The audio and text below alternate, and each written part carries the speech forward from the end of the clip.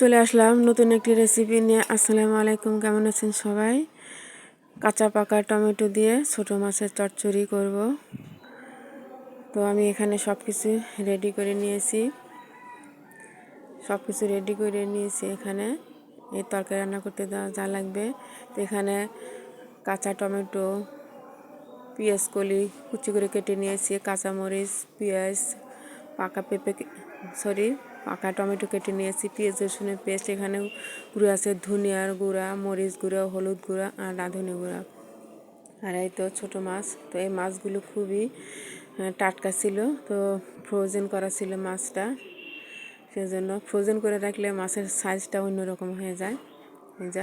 তো আমি এই তো চুলায় চলে আসলাম। তো তরকারিটা আমি মাখিয়ে রান্না করব।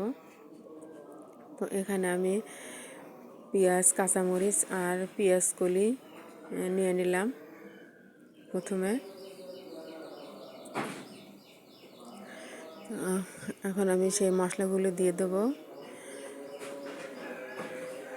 তো পেঁয়াজ রসুনের পেস্ট দিয়ে ভালোভাবে মাখিয়ে নেব। লবণ দিয়ে দিলাম, তারপরে দিয়ে দেবো তেল,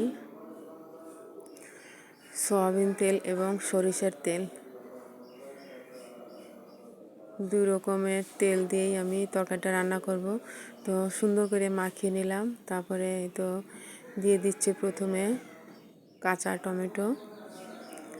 টমেটো দিয়ে মাখিয়ে, তারপরে পাকা টমেটো দিয়ে মাখিয়ে নেব। তো এ ধরনের তরকারি কিন্তু খুবই ভালো লাগে। ছোটো মাছের চচ্চড়িতে তো পানি রাখাই যাবে না, পানি রাখলে তরকারিটা মজা লাগবে না। তো এই তো আমি এখন সেই মাছ দিয়ে দিলাম, মাছ দেওয়া মাখিয়ে নিলাম। তারপরে এই তো ঝোল দিয়ে দিলাম।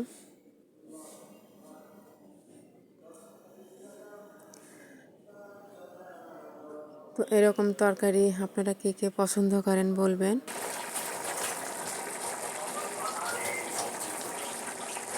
এই তো তরকারিটা ফুটছে।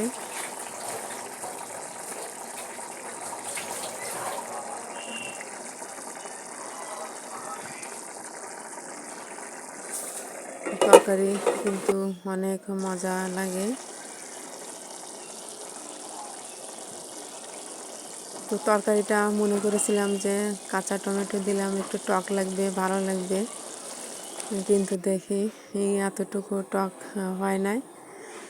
তারপরে আলহামদুলিল্লাহ তরকারিটা অনেক ভালো হয়েছিল।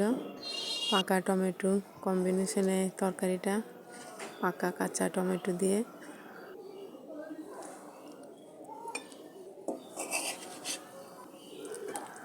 তো দেখতেই পাচ্ছেন এতটুকু পানি নাই। এই তো হয়ে গেল। তরকারি কেমন হলো বলবেন। ভালো থাকবেন।